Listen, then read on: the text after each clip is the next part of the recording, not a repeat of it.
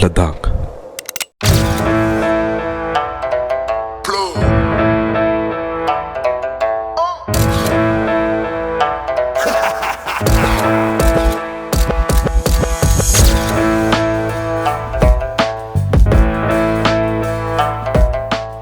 Recently, a lot of you guys have reached out to me asking one question very frequently, and that is, bro, can you please help me plan for Ladakh? Hi guys, this is your boy Jaideep.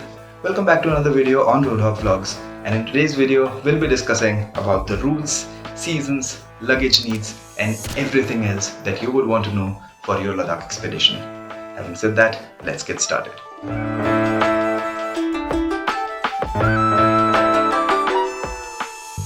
First thing that we are going to discuss are the routes to Ladakh and the places you can visit there. This is probably going to be the largest section in today's video because here we'll discuss about all the entry points to Ladakh, all the places you can visit there. We'll also talk about the availability of resources on the routes and many things on the same ground. The second thing that we'll be discussing is which is the best time in the year to visit Ladakh. When you should go, when you shouldn't, which month is the deadliest and which isn't. The third thing that we'll talk about today is the luggage to carry. I know this may not sound important to many of you, but I think it's important to know because a lot of us tend to overstuff our bags in most of our journeys. So yeah, we'll also discuss about what luggage to carry, how you should carry it, should you be carrying a lot of it. And lastly, we'll be talking about the things that you must have in your bag when you're in Ladakh. So I'll divide this video in segments and leave the timestamps for you guys in the description in case you want to skip to a specific part. But if you're planning for Ladakh, I highly recommend watching it full.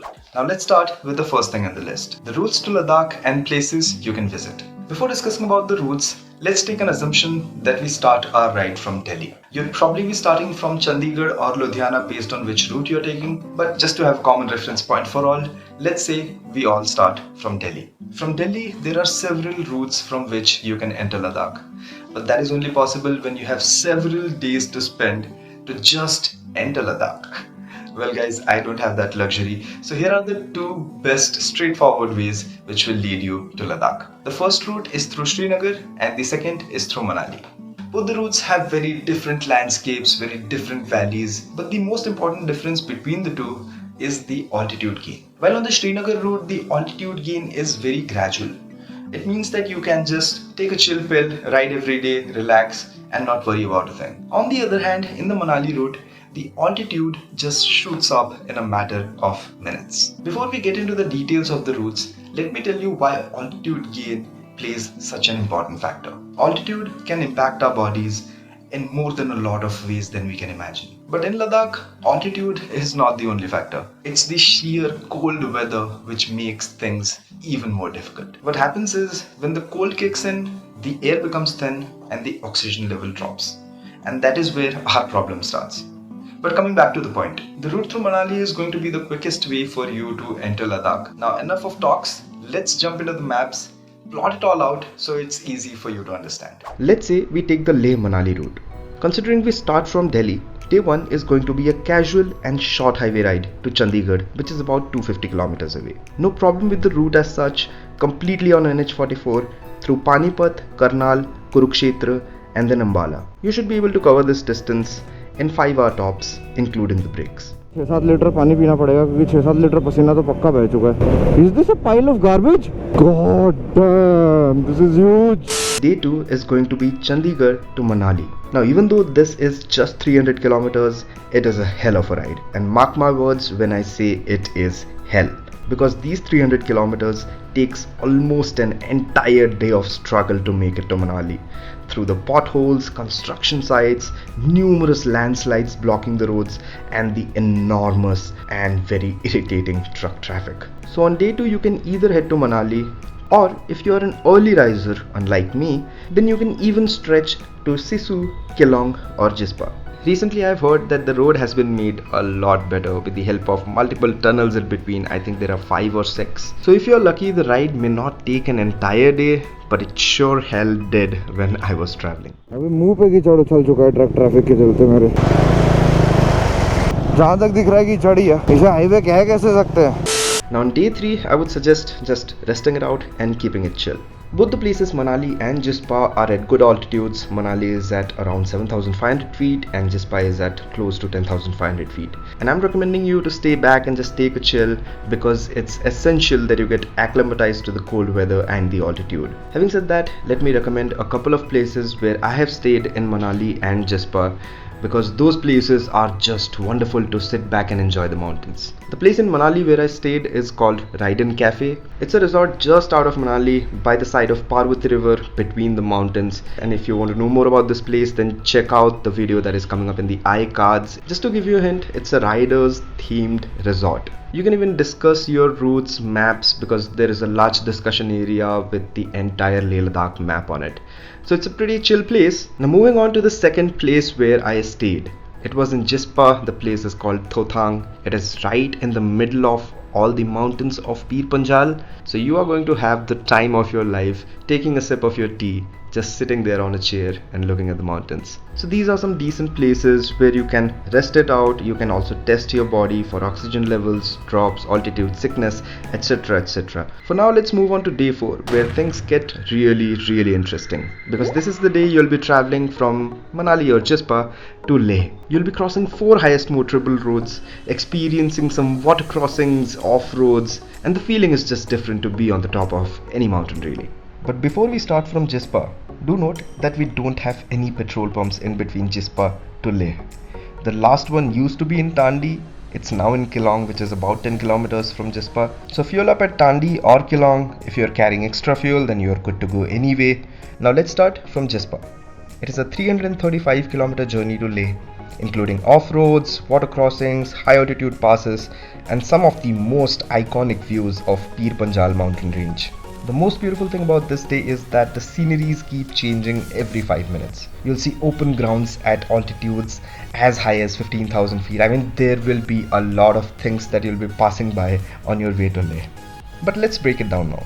So starting from Jispa, the first checkpost you reach is in Darcha, which is just 10 kilometers away from Jispa. Post Darcha is a no-nonsense, no-network zone, so you'll not have the network for next 300 kilometers. In just about a few kilometers, you will reach an intersection point of 3 roads. One of the roads is of course Leh-Manali route, and the other route leads you to Zanskar through Shinkula Pass. For the purposes of this video, let's stick to the Leh-Manali route. So as you continue on the Leh-Manali route, you'll be crossing the beautiful Deepak and Suraj Tal. These are 2 gorgeous naturally formed ponds on the middle of the mountain. Anyway, as we travel ahead, we'll be riding through a small water crossing in Zingzingbar, and then after a little bit of off-road, we reach Barlacha Pass. It is only 50 kilometers from Jispa, and this would be the first high pass on your route at 16,000 feet.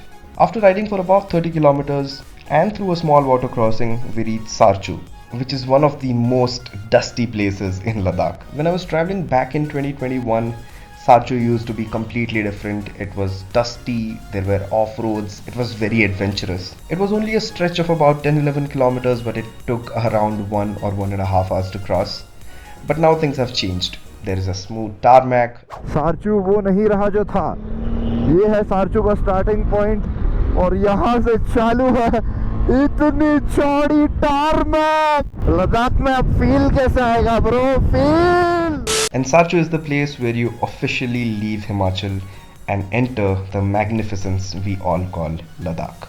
Back in Himachal, you will see all the green mountains, just greenery everywhere and with a blue sky, but things change after you enter Ladakh. Now riding from Sarchu, in only 25 kilometers, you will reach Gata Loops. Gata Loops, as the name suggests, it is a patch of 21 hairpin bends which takes you straight up almost 3,000 feet. Once you cross Gata Loops, from here the road conditions are worse until Pang. But before we reach Pang, in very close proximity, we ride through 2 more high altitude passes. One is Nakila and the second is Lachungla. So Gata Loop leads to Nakila Pass. We descend Nakila Pass to reach Whiskey Nala. From Whiskey Nala, we again start ascending for Lachungla. As we descend from Lachungla Pass, in about a few kilometers, we reach Pang. The roads again become like highways, and well, this patch of road is a special place because it is a 40-kilometer stretch of straight plain road with mountains on both the sides at all times. And the astonishing fact is that this stretch of road is located at 15,500 feet. This place is called More Plains, and the 40-kilometer stretch ends at the foothill of Tanglangla Pass. Tanglangla on this route is going to be the highest pass that you will be crossing for the day. It is located at around 17,800 feet, and there is just no difficulty reaching this pass because, as I already mentioned, the roads become good after Pang. You just have to probably keep your calm on the roads, enjoy the hairpins, enjoy the view, reach Tanglangla and descend. Now descending down from Tanglangla, we reach a village called Upshi. Here the network comes back. Then after a few kilometers comes Karu, where we again get a petrol pump, so refuel a bike. It is a smooth ride by the side of beautiful Indus River, and in this route you can visit a lot of iconic places as well, such as Tikse Monastery, Shea Palace, Hemis Monastery, etc. etc. But given this ride takes almost an entire day, it is usually evening or almost dark by the time we reach Upshi. So the ride from Upshi to Leh usually remains like a highway run, where you are just looking to reach Leh and get some sleep, because trust me, this was the toughest route in the entire circuit. And I say toughest not because of the roads on the route, but because of all the ascending and descending that you will be doing on every high pass. Once you have reached Leh, take another day to chill, maintain your bike and rejuvenate your mind. And I'm not saying that you should be sitting in a hotel and relaxing. You can explore the places in and around Leh. The nearby places you can explore on the resting day are Shanti Stupa, Pathar Sahib Temple, Sanskar Indus Confluence, Magnetic Hill, and well, the list goes on and on. So explore these places, come back, have a sip of tea and go to sleep, because the next day is going to be yet another achievement and yet another interesting day for you. On the next day you can travel from Leh to Diskit or Hunter. But the amazing thing about this day is that you will have to travel through Khardungla Pass, which is one of the highest motorable passes till now in Ladakh. It is situated at around 18,000 feet. It used to be the highest motorable road, and the feeling of just being there is out of the world. But wait, that's not the only out of the world experience you are going to have on that day. Start descending, you'll see some brain blasting views of the mountains, and those mountains will be in the Karakoram mountain range rather than the Pir Panjal. These are gigantic mountains, and from a distance it even looks like the mountains are blue in color. Now keep riding on. From Khardungla descent you will reach Khardung village, and after a few kilometers you will reach Nubra Valley. In Nubra Valley there are two places where you can stay back. One is Diskit and the other is Hunter. The wondrous thing about Diskit is the large Buddha statue in front of the Diskit monastery, and the wondrous thing about Hunter are the sand dunes and the double hump camels. You can choose to stay back at either of the places. Both are equally enjoyable, and you will see pretty much everything that nature has to offer in one frame. Whether it is a desert with sand dunes, a river flowing through it, vegetation, greenery, barren mountains and snow-capped mountains, whatever you want to see, everything put in one frame. That is Diskit or Hunter for you. And the next day when you wake up is going to be another achievement, another kind of a feeling for you, because on that day what you can do is go to the last village of India. Diskit to Thang is only 90 kilometers with plain tarmac all throughout, just some broken patches in between in some of the villages, but nothing too scary as such, so it is going to be a very smooth ride. Basically you start from Diskit, you reach Turtuk, which is in about 70 kilometers. In about 10 kilometers you reach Tyakshi, which is the second last village of India. In Tyakshi you'll be asked to do some necessary entries by the Indian Army, and then you can move straight ahead to Thang. And oh boy, after you reach Thang, the experience is completely off the charts once you see the line of control right in front of you. You'll also get to see some of the old Indian Army bunkers, etc. You can enjoy some organic apricot which grows there. Have the time there, but keep in mind to start your ride back early, because you would want to come back to Hunter for the experience of sand dunes, the double hump camels and just the raw beauty that the place has to offer. On the next day you can head from Diskit to Pangong. The ride is going to be short, just about 150 kilometers, but it takes about 5 to 6 hours because of the condition of the roads. You'll find some serious, dreadful off-roads on the way and go through the beautiful Shiok Valley. If I have to paint a picture of Shiok Valley in one word, all I would say is rocks. It is a very rocky valley, and that's what you find on the road as well. So the ride is not going to be easy. There are multiple water crossings, a lot of off-roading, but with all the trouble and all the adventures you have on the road, the view is going to stay exceptional till the point you reach Lukung. Lukung is the first point where you will see the first view of Pangong Lake, the big, blue, beautiful Pangong Lake. It's a saltwater lake with ice cap mountains on the side. Now Pangong is at 15,000 feet, so personally we didn't stay back there. But if you want to stay back in Pangong, then there are a lot of arrangements, a lot of hotels, a lot of tents, everything you'll find there. Given the altitude and the shortage of days that we had, we traveled from Diskit to Pangong, and we traveled from Pangong back to Leh through Changla Pass. Again, Pangong to Leh is around 150 kilometers. If you don't want a lot of off-roading, then take the route via Changla Pass. If you like adventures and you like off-roading, then you can take the route through Kela Pass. But beware that not a lot of people visit Kela Pass, so there are no real roads or off-roads to the place. As it was our first time, I didn't want to risk it, so we just went through Changla Pass, reached Karu, and we went back to Leh. From Pangong, you can either go to Leh or you can go to Umlingla. Again, for the purpose of this video, let's come back to Leh. On the next day of the ride, you can choose between two routes to make your way back to Delhi or Chandigarh. If you have a shortage of days in your plan, then you can take the same route Leh Manali to come back to Chandigarh. But if you don't have a shortage of days, then take the NH1, head straight to Srinagar. From Srinagar you can go to Jammu and Kashmir. From Jammu and Kashmir you can go to Ludhiana, and from Ludhiana to Chandigarh. Based on your holiday planning, you can choose to take either of these routes back to Chandigarh. Don't be Gava in the land of lava. समझ रहे हो भाई लोग? So that's pretty much all about the route. And in summary, these are all the places that we cover in this route. It's about a 10 to 14 days journey, but feel free to extend your time wherever you like in Ladakh. Because trust me, once you're there, you'll feel like giving up all your vacation days right then and right there. Now let's not make this video any longer and move on to the second topic, that is, which season is the best to visit Ladakh? Well, in reality, there is not much to understand when it comes to the seasons in Ladakh. It's either snowing or it isn't. But the one thing and the most important thing that you have to keep in mind is the weather of Himachal, because you'll be entering Ladakh from Himachal. Monsoon is one season when you don't want to be there. There is just no count of the number of landslides that happen in those places of the mountains where it is already populated and sort of already commercialized. So monsoon is one season that you definitely have to avoid. साला पानी उछालते हुए जा रहे हैं. अभी अपन निकलेगा adventure करते हुए. देखो given. अरे बाप रे बाप, और तेज हो गई. Visibility compromised. But if you're planning to fly to Leh and then start your ride from there, then you don't have to worry about a thing, because it never rains in Ladakh. And that is because of the Pir Panjal mountain range of the Himalayas. But this is not a geography lesson, so here are all the seasons that you will find in Ladakh across the year. Now it's completely up to you to choose wisely, but if you ask me, then my suggestion is that if you are a first time rider to Ladakh, then try to go in the month of September when the weather is pleasant, it's all sunny. At least in the places where it's not a high altitude, you will have good weather, so it's easy for you to acclimatize in those kind of weathers. Okay, now quickly moving on to the next thing, and that is luggage carrying system. Very briefly, I would say keep yourself light.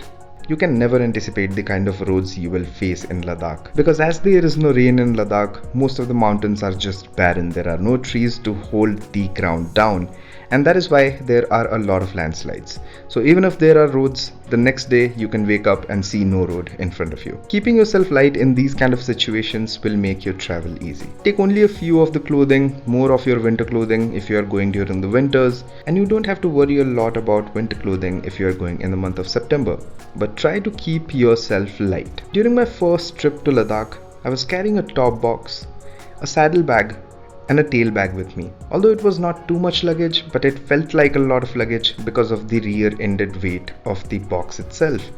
So the next time I went to Ladakh, I dropped the box, I got myself a tail bag, again, just to keep myself light. Now the last thing in the video is what you should definitely have in your bag when you're in Ladakh. The first and the most important thing that you should have in your bag is an oxygen can. These are very easily available on Amazon, Flipkart or your nearest pharmacies. I think one lasts for about 2 years if you don't use it. So even if you don't use it in your Ladakh trip, give it off to someone else or come back next year and use the same. The second thing that you must have in your bag is Dimox. It is a very commonly found tablet in most of the pharmacies, and this basically helps you keep yourself calm when you're losing oxygen at high altitudes. Medicines are still chemicals and you should be aware that you're not allergic to any of its component. So consult your physician and take some of Dimox with you. And the third thing that you must have with you, especially if you're a biker, is a hydration bag.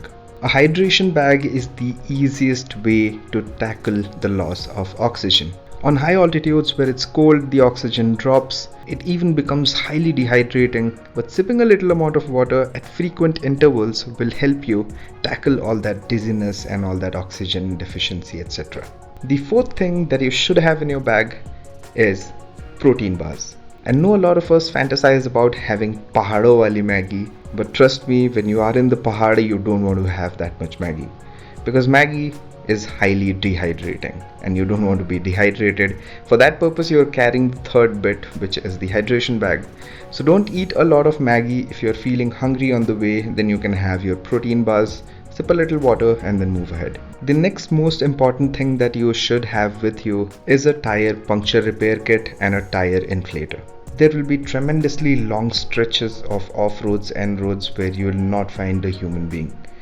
In case of puncture, you should be able to fix it yourself. But I think that pretty much wraps it up. We do have many other places and many other valleys that we have not discussed in this video, like Zanskar Valley, Spiti Valley. Now if I include Zanskar as well in this video, then the video is going to be extremely long. So if you want to see another similar video for Zanskar, then do let me know in the comment section. I'll be happy to make a video about it. And if you want to check out my Zanskar series, then the link will be in the iCards and in the description. Do check that out. And if you want more of such videos, then drop it in the comment section and let me know what do you want to know. I'll try to do my best of the research and put out a very informational video for you. So that is all that I wanted to share about the Ladakh trip in this video. If you enjoyed the video, then do not forget to subscribe to my channel, like the video and share it with your friends, guys. I'll see you the next time, folks. Peace out and ciao.